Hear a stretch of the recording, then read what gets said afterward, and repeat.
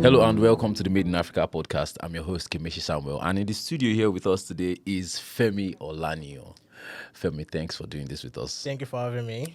Femi is a content creator and a crypto expert. Actually, was filling me in on things that I didn't have any clue about before now.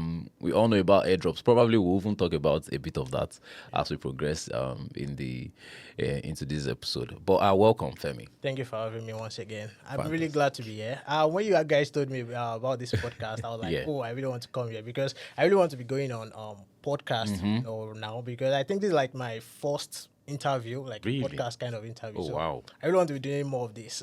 And that's us, Made in Africa. I love Thank that. you. I love that. I'm excited about this conversation. But let's dive right into it very quickly. Content creation. All right. How did you get into it? Okay, so I'm going to like take you back. Yeah, we're here. We have all day. So, it all started in 2020 when the lockdown Yeah. came. So before the lockdown, I wasn't a social media person. You won't see me on Instagram, Twitter, even on my Yes. WhatsApp status. I don't Really? Post anything? Like, I'm all social media. Okay. So when Corona came, Yeah. we were all at home. There was no school. Yeah. So I went home and then I was looking for things to do. So as at this time, I was already into crypto. Yeah. I was doing crypto. So I was looking for more things to do then. So I started learning coding, web development. I started learning what is it called? Different things Yes. just to. I started taking yourself different courses busy, on yeah. Udemy during that time. I tried podcasting also. Oh, wow. Yeah, I had a podcast then. Nice. But you've since left it. yeah, I've left No, it Abi, you after. have to go back to it.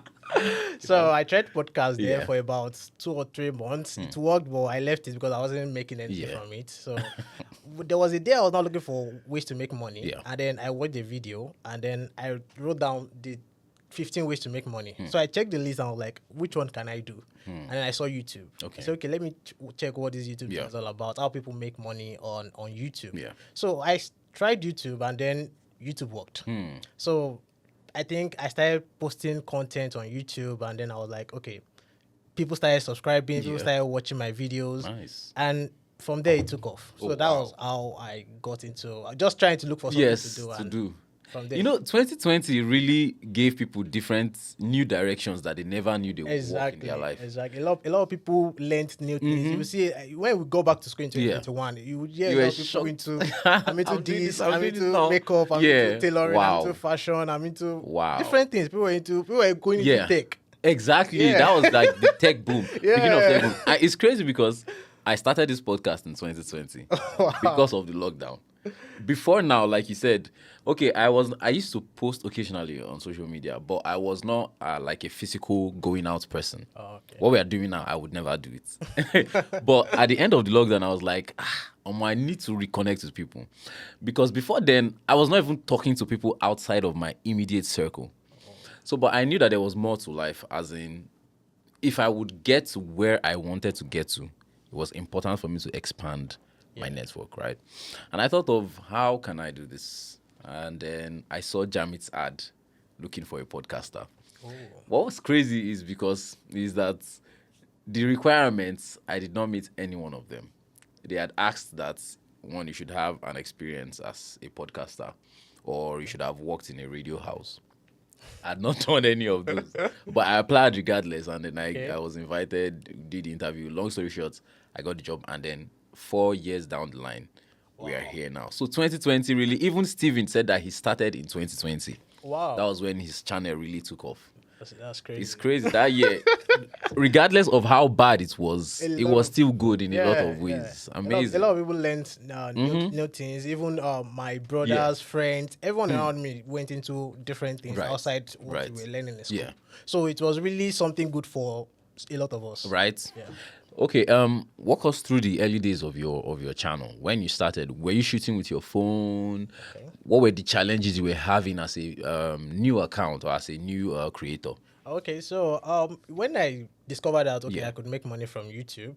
I went to YouTube to first do my research on what do I need to have, what kind of content can I create. Yeah. So I didn't really spend much on equipment because Okay. I wanted to start immediately. Immediately. So I was using an iPhone X. Okay. As at that Yeah. time, so I was shooting with that. Yeah. Then I went on Jumia to buy a mic for $10. All right. The rate then was $10. Yes. Like for that mic. So I can't remember the price in naira. Maybe I can't remember right now, but it was $10. $10. Then I also got a ring light of about 18,000 naira. Then and those are the things I got. Yeah.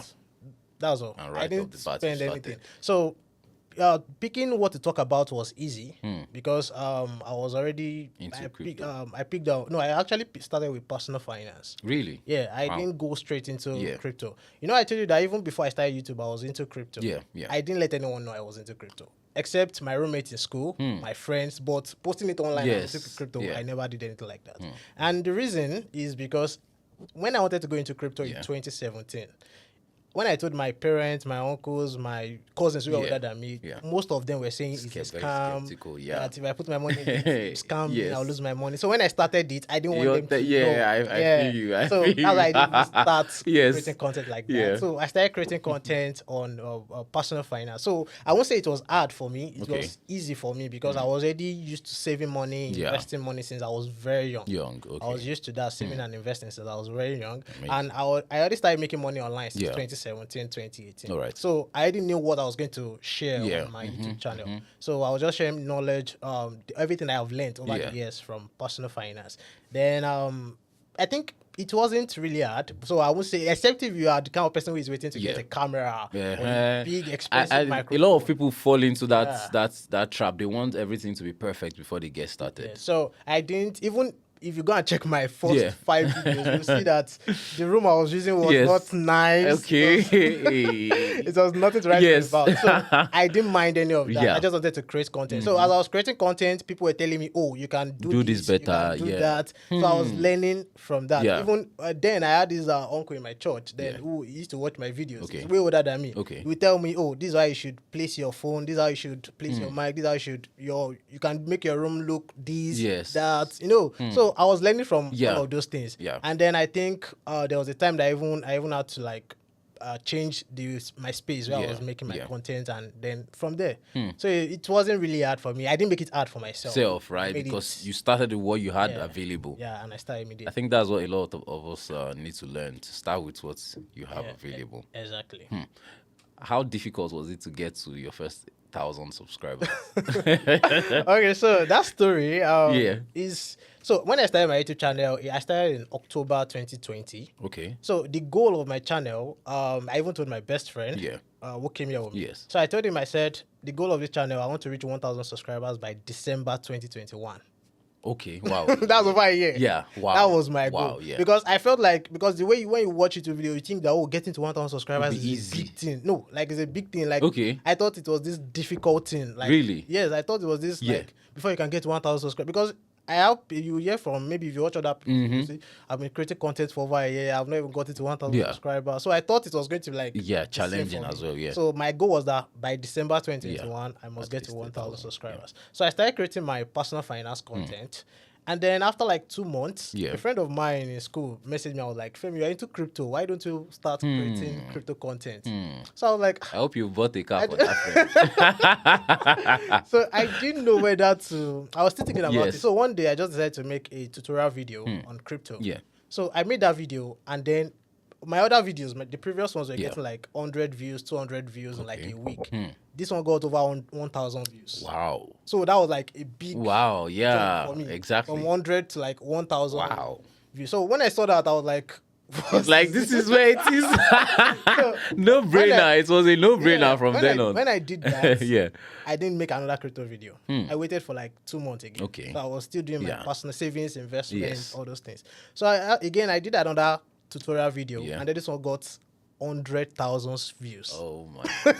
What? 100,000 views. What? It's still one of my top 10 wild. Videos right now. Yeah. 100,000 views. So if this is what people love, I should give it to them now.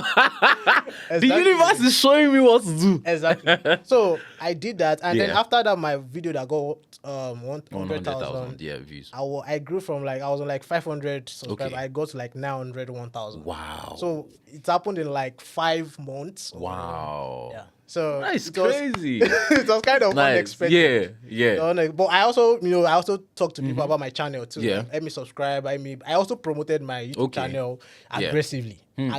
So whether in church, school, class, even my lecturers, anybody that cares to listen. And I have a YouTube channel. Please subscribe. I was posting it on my WhatsApp status. Yeah. I was sending it to people. Even some, I was sending it to people. They said, "Please don't send me this."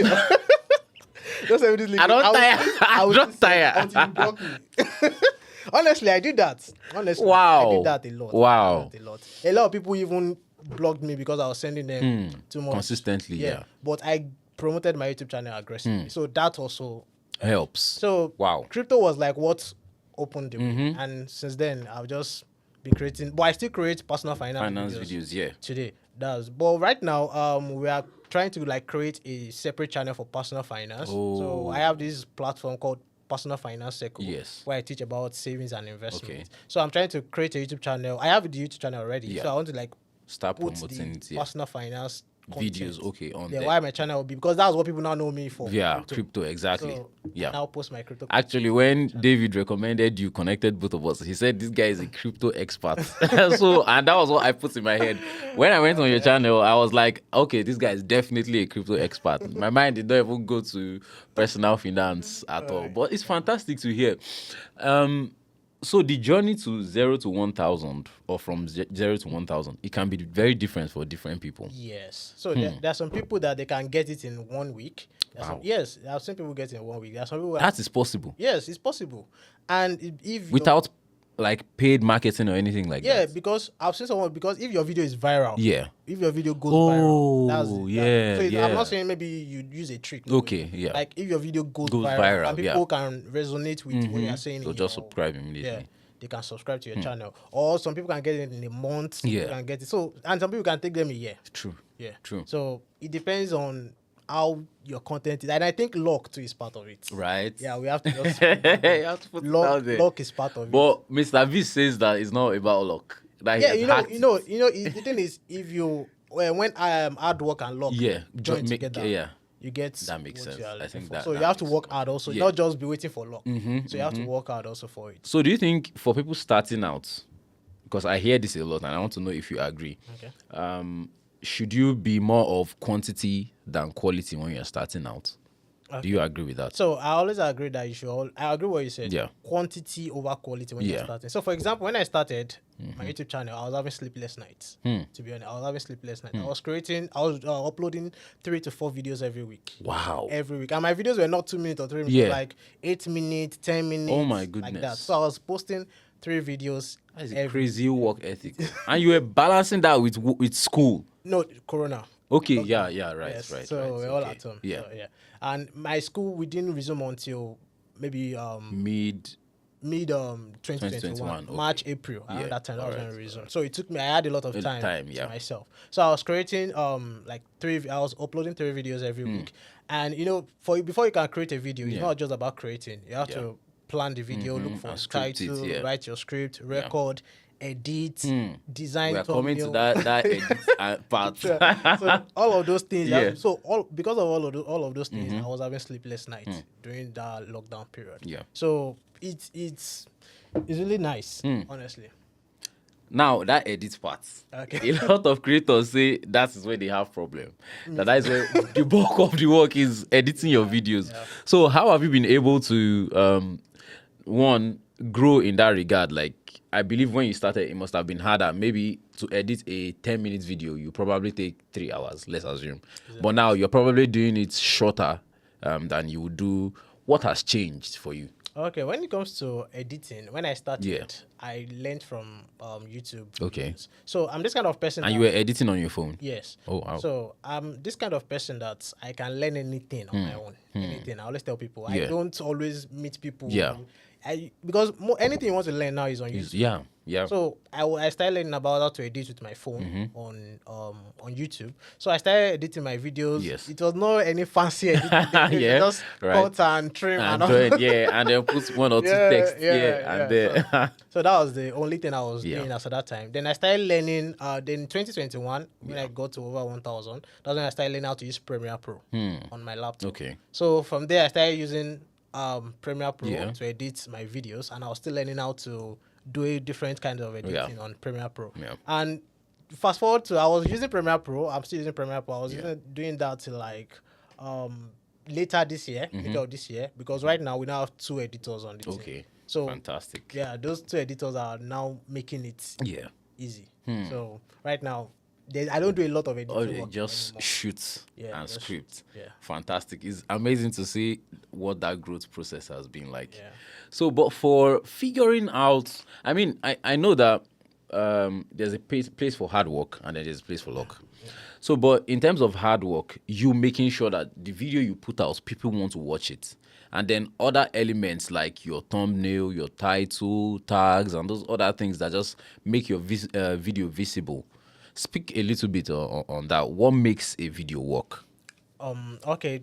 Are you talking about the process? Both the process and then the final touches before you upload, like your title, your thumbnail, and all of those other Okay, things. so before when I started, it Yeah. was just going with the flow. But right now we have like a plan. We have what we follow. Okay. So the first thing is getting the content idea. Okay. So there are like 3 ways I get content ideas. Okay. So the first one is asking my audience what they want, because you are creating content For them, exactly. So you have to create what they want to Yeah. watch. So I always ask them, like maybe every week or every month, Yeah. what do you guys want to watch? yeah. Send me a DM. So people will start sending me content ideas. Yes. I'll take note of that. Then the second way is when they ask me questions. So for example, I make a video about something and they're saying, "Oh, please, what about this?" This, yeah. I'll say, "Okay, I'll make a video about Okay, that." okay. So that's another Yeah. way. And then the third way is maybe if I come up with an idea myself. So those are 3 ways. And I think these 3 ways can really help someone who is looking to create content. Maybe you are thinking about what are the Yeah. content ideas I can come up with. So if you ask your audience or even your friends Yeah. around you that what kind of content can you watch, Yeah. your audience, or maybe when people ask you questions, because I still remember there was someone that started a YouTube channel on fashion because is our friends, Yeah. the person is a female, our friends were asking her that they are asking her for content for ideas on how they can dress better, and all yeah. those. So she started creating content from it, and then it has grown into a business for her. Wow. Yeah. So Wow. asking people what Yes. they want is like the best way. So that's for getting the Yeah. content idea. So once you get the content idea, the next thing is to start looking for a good topic. So a good title. Yeah. For it. And then we get into designing the thumbnail. Yeah. And then once the thumbnail is done, we write the script. So we have like script writers on Okay. the team right now. Yeah. Before it was me, but right now we have 3 script writers. Nice. So they write script, and then once they write the script, I have to check it. Yeah. So I go through the script to make sure that it is nice. So after that, then I record. So Okay. I'm the one who does all the recording. So I can record like in a day. I can record like 6 videos. Really? Yeah, because I record Wow. like once or twice in 2 weeks. In 2 weeks. So I always Okay. batch Yeah. record my content so that, because that's another good thing. Okay. Because once we record like 6 videos, so let's for example after I record like the third one, I'm tired. Yeah. The next day I can just record 3 Another more. 3, yeah. So I'm done for like 2 2 weeks. weeks. Because we drop like 2 videos every week. Okay. So maybe if 6 videos, that's Yeah. content for 6 For weeks. 6 weeks. So Wow. for 3 weeks. 3 So, weeks. for Okay, 3 right. weeks. Super. So yeah. So for 3 weeks. So that was what I do when it comes to recording. So I always batch Yeah. record my content, because right now even content for next week we have Yeah. them down already. Nice. Yeah. So that's another way Yeah. you can be productive as And a content consistent. creator. Yeah. And then after recording the videos, then we go ahead and edit the videos. Yeah. So after editing, then we add up tags. Yeah. On YouTube Studio. Yeah. And after adding up tags, then we'll promote the content. So different ways I promote my content. I promote on my social media platforms. Yeah. And I have created like a community for myself. So I have a Telegram community of over 5,000 people. Oh, nice. Yeah, I'm currently we are still we have a what is it called? We have a group of crypto students of Okay. over 1,000 Yeah. also. Wow. So all of those, these are people who are into crypto already, so they're ready to watch what you're your putting videos. out. Exactly. So that's one thing I always tell people: when you start a YouTube channel, you can create a group, maybe WhatsApp group, Telegram channel, or something. Okay. Where when they watch your YouTube videos, they can come and discuss. They come to that place, come and discuss or ask questions or something. Or if you have updates or something, you can easily drop it there. Or if you have a new video, you can drop it there, and they will go and watch it from there. So those are the things. That's the process through which we, from content idea to publishing the video. Fantastic. So that's it. So you were, I don't want to say lucky, but the thing is, when you started, you were already doing personal finance, and you had so much knowledge about it already. Yes. And then crypto as well. But what advice will you give to people that are still trying to figure out their niche? What kind of videos do I put out? How do I balance what I'm passionate about and what probably what people want to see? Okay, that's a good question. So the first thing I always say is go for what you're passionate about. That's the first thing. Go for, because when you're passionate about what you're talking about, it makes you more comfortable and bold when you're talking in your videos. Because when you see me making my videos, you know that this guy knows his stuff. Yes, knows what he's talking about. So it's not as if maybe it's just one beginner from somewhere that just talking. So you have to make sure that it's something you're passionate about and something you have so much knowledge. Even if not so much, maybe even if it's just little knowledge. The more you create content, the more you will learn. Exactly. The better you become. So that's the first thing I always say: go for what you're passionate about. The second way you can maybe go into a niche is if you see maybe a particular niche that people are not really taking advantage of. Okay. A particular people are not taking advantage of, you can go into that kind of niche. Now, but one thing that people always say is that it will be hard to grow because people are not. Many people are not interested in that. When you create your content in such a way that people get value, and people can get something good from your video, whether educating or entertaining, they will definitely watch your content. Right. There are some people that create content because, out of maybe creating furniture. True. Or maybe about plants. It might be boring to some people, but some people that's what they want. That's what they want to watch on YouTube. And they want to subscribe and see more. So if you have a niche that people are not taking advantage of, that's another way you can grow on YouTube. So you feel like eventually you are going to find your people. Yes, if you give value. So it's not just about creating content. You can be creating content and nobody is seeing anything or anything. They're not any takeaway. Yes. So you just have to create value, and then people will come. That's the thing. Let's talk a little bit about monetization. Okay. So the basic criteria first for new accounts is 1,000 subscribers at least, and then 4,000 watch hours. Is that still applicable? Yeah. So right now is 1,000 subscribers and 3,000 watch hours. No longer. Oh wow. They reduce it to 3,000. Oh wow. Or if you don't get that 3,000, you can. If you get 3 million views in 90 days, your YouTube Shorts. You know that you have. YouTube, just like Instagram Reels. Yes. Yeah. So is it that one of those two? 3,000 watch hours on your long form videos, or 3 million views in 90 days on your YouTube Shorts plus 1,000 subscribers. Now I heard that different niches have different. What's the word now? CPM. Exactly. RPM. How should people take that into consideration? Because at the end of the day, we want to make what we're passionate about, but we also want to make money off of it. Sure. So okay, so the first thing is when I started my YouTube channel, I didn't know a lot about the CPM, RPM, and all that. So I just went into personal finance. Okay. So it was later on when I started learning about this thing that I saw that if you're into finance, your RPM is high. Really? Yes. Wow. Your RPM is high. So, but if you're into, let's say, entertainment, skits, music, the RPM is quite low. Really low compared to. And the reason is because, if a video on skits, a skit video can go viral. If you go on YouTube and you see so many skit videos, you'll be seeing like 500,000 views, 600,000 views. But if you are creating like a finance video, most of them are like tutorial videos. So you are like, people are searching for it. It's not like if someone can just stumble on but them. Video, I can just stumble and just let me watch it to just make myself laugh. So I think maybe that's the reason. But there are different niches have their own RPMs and CPM. So RPM is revenue per mil. Like what you get for every 1,000 views.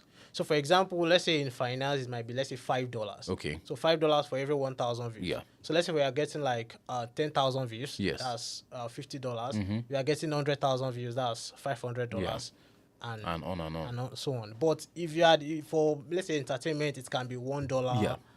$2. Not even $2 is quite high. High. For it. Really? Yeah, it's quite high for it. Wow. For entertainment. So it just you don't have to take that into consideration if you are going to content. Yeah. Especially if you can't say that, okay, you know nothing about finance and you want to go into finance Just because because of the CPM or RPM is high. That means you're only going there for the money. Yeah. You don't care whether people And you even burn out eventually. exactly because you have to love what you are doing. Yes. So yes. if yours is music, content, skits, Yeah. fashion, all of those things, then go for it. But I think the ones that get the high RPM, Yeah.